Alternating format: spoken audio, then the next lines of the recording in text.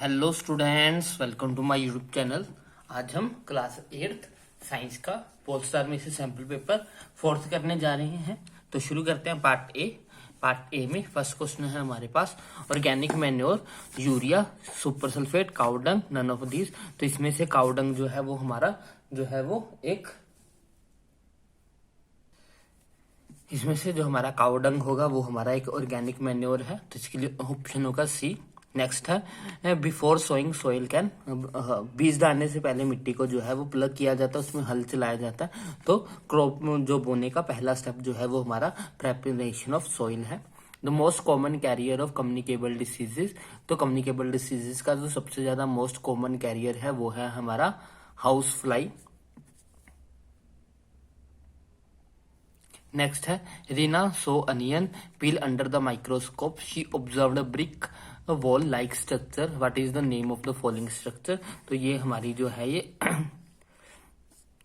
हमारी जो है वो प्लांट सेल होगी, प्लांट सेल है ये हमारा। नेक्स्ट है हमारे पास dash are malleable and ductile, क्या जो है वो मेलेबल एंड डक्टाइल्स होते हैं वो हमारे मेटल्स होते हैं। तो इसके लिए ऑप्शन ए जो है वो सही होगा। नेक्स्ट क्वेश्चन है हमारे पास what should be the characteristics of a rocket fuel, light and compact, high calorific value, should burn rapidly.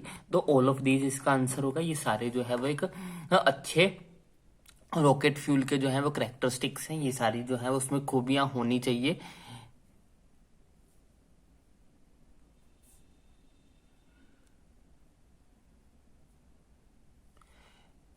Next है हमारे पास combustible materials, paper, iron, both, none of this. तो इस कंबस्टिबल का मतलब होता है जलने वाला, तो पेपर इसमें से जो है वो कंबस्टिबल सब्सटेंस है। When was the project tiger was launched by our government, तो ये 5 अप्रैल 1973 को, 1 अप्रैल 1973 को जो है वो लॉन्च हुआ था। ऑप्शन पी जो है वो इसके लिए राइट होगा। नेक्स्ट क्वेश्चन नेक्स्ट है हमारे पास dash is the smallest cell, इसमें से जो है वो सबसे छोटा सेल हमें बताना है। तो नेफ्रॉन जो है वो सबसे स्मॉलेस्ट सेल हो जाएगा। नेक्स्ट है name a human cell which can change it shape, एक ऐसा ह्यूमन सेल जो अपनी शेप चेंज कर सकता है वो है हमारा white blood cell, WBC। What is shown in this diagram, इस डायग्राम में जो है वो हमें अमीबा की बाइनरी फिजन दिखाई गई है। तो ऑप्शन बी इसके लिए राइट होगा। बाइनरी फिजन जो है वो एक असेक्सुअल टाइप की रिप्रोडक्शन है जो कि हमारे पास यूनिसेलुलर ऑर्गेनिजम्स के अंदर देखने को पाई जाती है। नेक्स्ट है what is term used for secretion of endocrine glands responsible for changes taking place in the puberty. तो एंडोसिलिन ग्लैंड्स जो सिक्रीशंस करती हैं उनको हम हार्मोन्स बोलते हैं। तो ऑप्शन बी इसके लिए राइट होगा। What are the type of forces, जो है वो टोटल टाइप ऑफ फोर्सेज हमारे पास 5 होती हैं। हमारे पास बेसिकली फोर्सेज जो है वो 2 तरह की होती है, contact forces and non contact forces. Contact forces में आगे 3 आ जाती, कॉन्टैक्ट फोर्सेज में हमारे पास आ जाती है मस्कुलर फोर्सेस, फ्रिक्शनल फोर्सेस, और हमारे पास नॉन कॉन्टैक्ट में ग्रेविटेशनल, मैग्नेटिक फील्ड और हमारी इलेक्ट्रोस्टैटिक। ये टोटल 5 हमारे पास फोर्सेस होते हैं। नेक्स्ट है the food in the food pipe is pushed forward during the digestive process by the frictional force आएगा इसका आंसर। नेक्स्ट है हमारे पास when a body produce sound, कोई बॉडी जो है वो साउंड कब प्रोड्यूस करती है, जब वो वाइब्रेट करती है, व्हेन वाइब्रेटिंग। ऑप्शन बी इसके लिए राइट होगा। Dash is joined in the circuit, current is flows through, conductor को अगर हम सर्किट में जोड़ेंगे तो करंट जो है वो फ्लो होता है।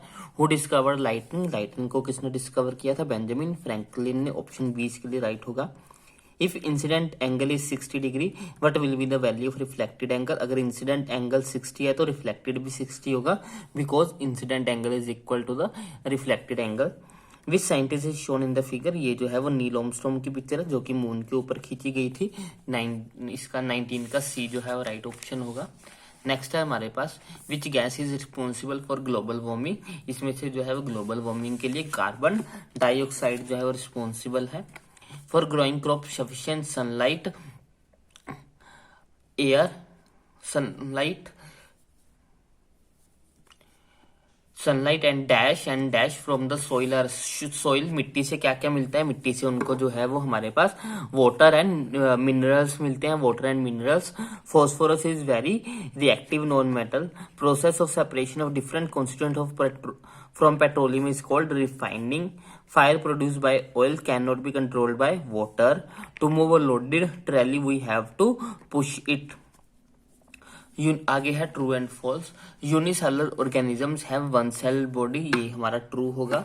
External fertilisation takes place in frog, ये भी ट्रू है. Binary fission is a method of asexual reproduction, ये भी ट्रू है. If the amplitude of vibration is large sound is feeble, तो ये फॉल्स होगा. अगर एम्पलीट्यूड ज्यादा है तो साउंड जो है वो लाउडर होगी.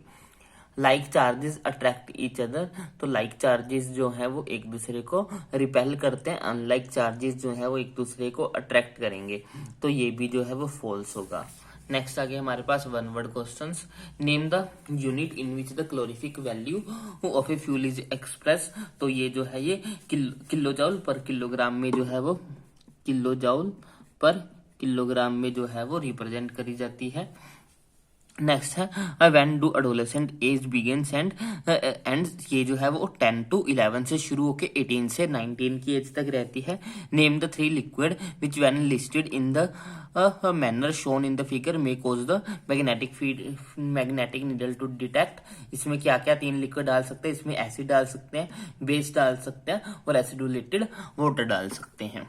नेक्स्ट है why does a plastic comb rubber in hair attract small bits of paper, because it get attracted on rubbing. वो charge attract it get charge because it get charge on rubbing. जब हम उसको रब करते हैं com को तो वो चार्ज हो जाता है, जिसके कारण वो अट्रैक्ट करना शुरू कर देता है. Name the largest planet of the solar system, तो हमारे सोलर सिस्टम का जो सबसे बड़ा प्लैनेट है वो है हमारा जुपिटर. नेक्स्ट है हमारे पास पार्ट बी. 2 मार्क्स के क्वेश्चन है हमारे पास. Name the microorganism shown in the figure, figure में दिखाए गए माइक्रो ऑर्गेनिजम्स के नाम बताने. तो हमारे पास ये जो फर्स्ट है ये है हमारा क्लाइडोमोनास, ये है हमारा स्प्रोंजिया, ये है हमारा अमीबा, स्पेलिंग आप देख सकते हो, ये है हमारा पैरामीशियम. इसके साथ ये भी देख लीजिए, इंपॉर्टेंट है डायग्राम वाले. तो ये हमारी ब्रेड मोल्ड का पिक्चर है, ये हमारा पेंसिलिन है और ये हमारा एस्परगिल्स है. नेक्स्ट क्या है, नेक्स्ट क्वेश्चन है हमारे पास. One day Rita went to a jewellery shop with her mother. Her mother gave an old jewellery to the goldsmith to polish. Next day when they brought the jewellery back they found that there was a slight loss in its weight. Can you suggest a reason for the loss in weight? तो question में बोल रहे हैं कि एक दिन जो है वो रीना अपनी मदर के साथ जो है ज्वेलरी की शॉप पे गई. उसकी मम्मा ने ज्वेलर को जो है वो एक पुरानी ज्वेलरी दी पॉलिश करने के लिए. अगले दिन जब वो ज्वेलरी वापस लेने गए तो उन्होंने देखा कि उसका जो वेट है वो थोड़ा कम हो गया था. तो वेट कम क्यों हो गया था उसका कारण हमें बताना है. तो jewellers usually use a chemical solution named the aqua regia for cleaning the jewellery. जो हमारे ज्वेलर्स होते हैं वो हमारी ज्वेलरी को साफ करने के लिए केमिकल यूज करते हैं जिसको हम एक्वारेजिया बोलते हैं. This solution is capable of dissolving gold in it. ये जो है ये सॉल्यूशन इतना कैपेबल होता है कि अपने अंदर सोने को डिसॉल्व कर लेता है, घुल जाता है इसके अंदर सोना जाके, इसीलिए जो है वो उसका वेट जो है वो कम हो जाता है. नेक्स्ट है हमारे पास explain how CNG in automobiles has reduce the pollution in our cities. हमें ये बताना है कि कैसे जो है वो सीएनजी को यूज करने से हमारे पोल्यूशन जो है वो कम होगा हमारी सिटीज के अंदर. तो सीएनजी जो है वो हमारा एक गैसियस फ्यूल है. It is a clean gaseous fuel. It Burns completely in air and does not produce any harmful gases. ये जो है वो हवा के साथ पूरी तरह से जल जाता है और कोई भी जो है वो हार्मफुल गैसेस रिलीज नहीं करता है. So the use of CNG in the automobile has reduce the pollution in our city. इसीलिए जो है वो सीएनजी को यूज करके हम अपने शहरों में जो पोल्यूशन है उसको कम कर सकते हैं. नेक्स्ट क्वेश्चन है हमारे पास. What will happen if we go on cutting trees? क्या होगा अगर हम पेड़ों को लगातार काटते रहेंगे. अगर हम पेड़ों को लगातार काटते रहेंगे तो जो है वो वाइल्ड एनिमल्स को रहने के लिए जो है वो जगह नहीं बचेगी. उनके जो है वो उनके लिए रहने की जगह नहीं बनेगा, उनका हैबिटेट खत्म हो जाएगा, जिसके कारण वो धीरे धीरे खत्म होना शुरू हो जाएंगे। If we go on cutting trees continuously rainfall and the fertility of the soil decreases, अगर हम उसको लगातार काटते रहेंगे तो बारिश कम हो जाएगी और हमारी जो मिट्टी की फर्टिलिटी है, उसकी जो उपजाऊ शक्ति है, वो भी खत्म हो जाएगी। Hence there are increase chances of natural calamities such as flood and drought, इसी कारण जो है वो हमारे नेचुरल कैलेमिटीज जैसे कि फ्लड हो गया, सूखा हो गया, बाढ़ हो गया, इन सबके चांसेस जो है वो ज्यादा इंक्रीज हो जाएंगे। उसके बाद है what will happen if the habitat of the animal is disturb, अगर हम जंगली जानवरों के हैबिटेट को जो है वो डिस्टर्ब करेंगे तो क्या होगा। If the habitat of an animal is disturbed, some of the species do not get appropriate food and shelter, and with the passage of time, they will come under the category of endangered species. अगर हम जानवरों के habitat को disturb करेंगे तो उसमें से कुछ स्पीसीज जो है उनको अच्छे से खाना नहीं मिलेगा, उनको रहने की जगह नहीं मिलेगी, जिसके कारण धीरे धीरे वो जो है वो खत्म होने शुरू हो जाएंगे और एंडेंजर्ड जानवरों की कैटेगरी में आ जाएंगे।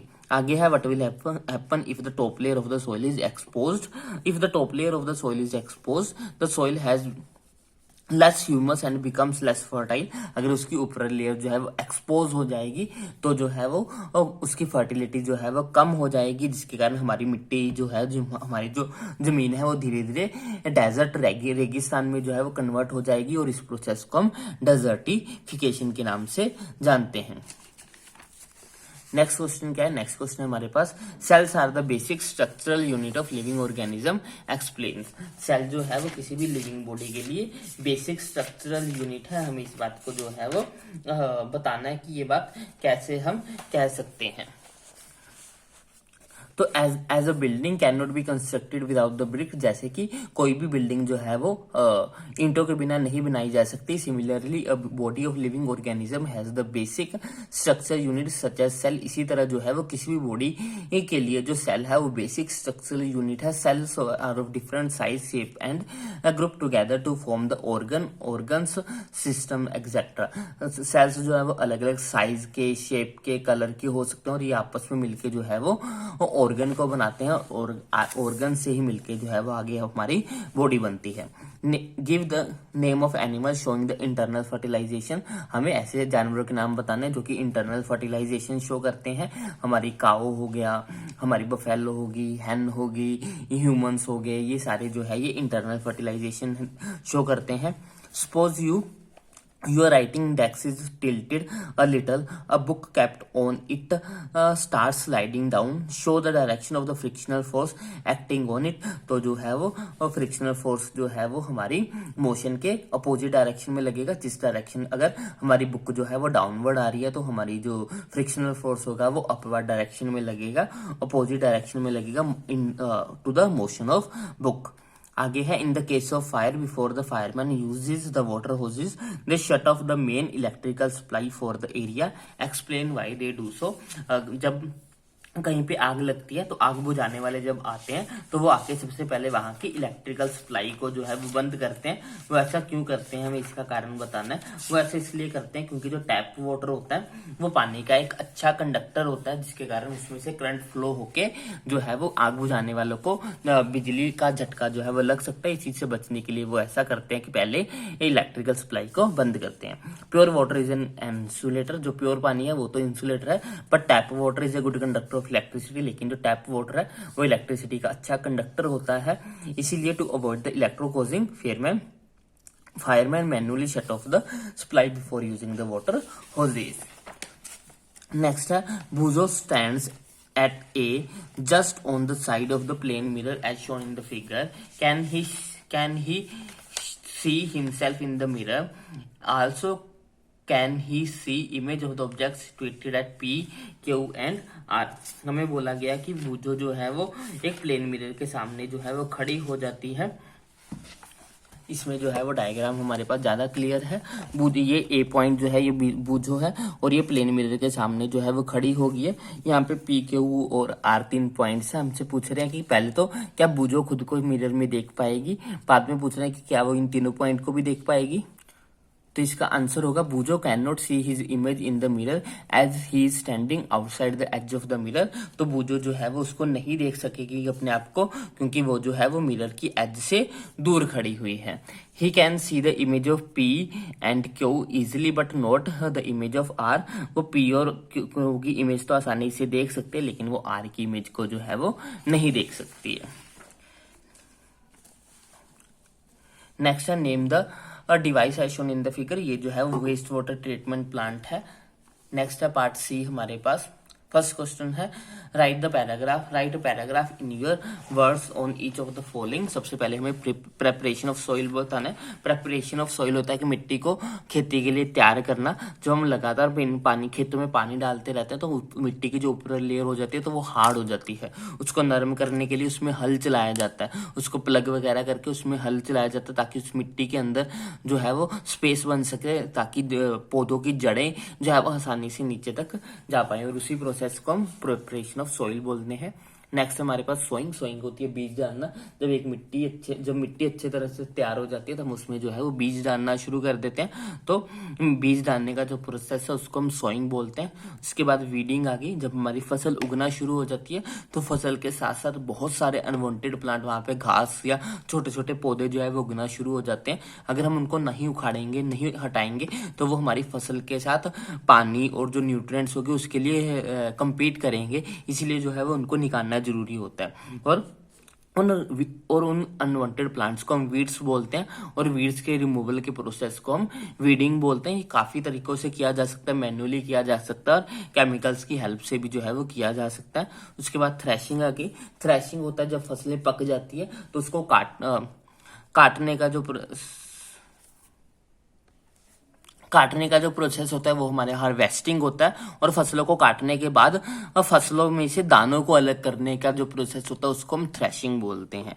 नेक्स्ट है हमारे पास give use of the following. हमें जो है वो यूज बताने हैं पॉलिएस्टर फाइबर के, टेफ्लॉन के, पॉलीथीन के। तो पॉलिएस्टर के क्या यूज है? Polyester fibres are use in the textile industry for making the variety of clothes such as saris, dress material etcetera.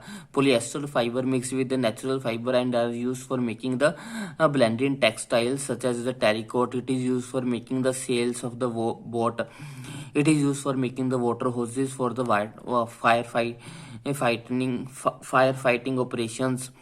Teflon के क्या यूज है? It is use for coating inside the non sticky materials. It is use in the manufacture of seals and gaskets. Polythene जो है it is use for manufacture of bags, toys and pipes. It is use for the covering electrical cable because it is a good electrical insulator. Usage of polypropylene हो गया। It is use to prepare the seat covers. It is use for making the ropes, fishing net etcetera. Next है हमारे पास explain the process of formation of petroleum. Petroleum कैसे बनता है? जब समुद्रों में रहने वाले जानवर मर जाते हैं तो उनकी डेड बॉडीज जो है वो समुद्र के बॉटम पे आके बैठ जाती हैं। धीरे धीरे जो है वो उसके ऊपर मिट्टी की लेयर्स जो है, मिट्टी और रेत की लेयर्स जो है धीरे धीरे जमती रहती है और वो धीरे धीरे इन लेयर्स के नीचे दबते रहते हैं। और 1000 ऑफ ईयर्स के बाद वो काफी ज्यादा मिट्टी में दब चुके होते हैं और जिसके कारण वहां पे हवा की कमी हो जाती है, टेम्परेचर ज्यादा हो जाता है, प्रेशर ज्यादा हो जाता है और वो धीरे धीरे ये सारे फॉसिल्स जो है वो हमारे पेट्रोलियम में कन्वर्ट हो जाते हैं। नेक्स्ट है हमारे पास in the activity shown in the given figure a rubber sheet a tied at the end of the glass pipe and water is poured into it. What is the effect on balloon if the column of water increase by pouring more water? हमारे पास एक pipe है, उसके नीचे हमने जो है वो एक रबड़ की शीट लगाई है, ऊपर से पानी डाल रहे हैं। पूछ रहे हैं कि अगर हम पानी डालेंगे तो शीट पे क्या इफेक्ट होगा? तो जितना ज्यादा हम पानी इसमें डालेंगे उतना ज्यादा इसका साइज जो है वो इंक्रीज होगा। इसका रीजन ये है कि जैसे हम इसमें पानी डालेंगे तो पानी जो है वो रबड़ पे प्रेशर डालेगा। प्रेशर डालने के कारण रबड़ का साइज जो है वो धीरे धीरे बढ़ना शुरू हो जाएगा। जितना पानी होगा उतना ज्यादा प्रेशर होगा और उतना ज्यादा साइज जो है वो इंक्रीज होगा। नेक्स्ट है pendulum oxalate 40 times in 4 second, find its time period and frequency. हमें जो है वो टाइम पीरियड और फ्रीक्वेंसी बतानी है कि क्या होगी।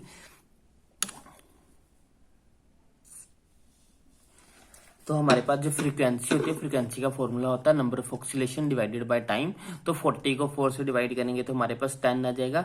10 हर्ट्ज हमारे पास फ्रीक्वेंसी आ जाएगी। टाइम पीरियड जो होता है 1 ओवर फ्रीक्वेंसी होती है, 1 को 10 से डिवाइड करेंगे तो 0.1 सेकेंड जो है वो हमारे पास टाइम पीरियड आ जाएगा। तो इसके साथ ही हमारा जो है वो सैंपल पेपर नंबर 4 जो है वो कंप्लीट होता है। आई होप आपको ये अच्छे से पता लग गया होगा। अगर आपको कोई भी डाउट हो तो आप कमेंट सेक्शन में लिख सकते हो। अगर आपको वीडियो अच्छी लगी हो तो इसको लाइक करें, शेयर करें, चैनल को सब्सक्राइब करें। Thanks for watching, bye bye, take care.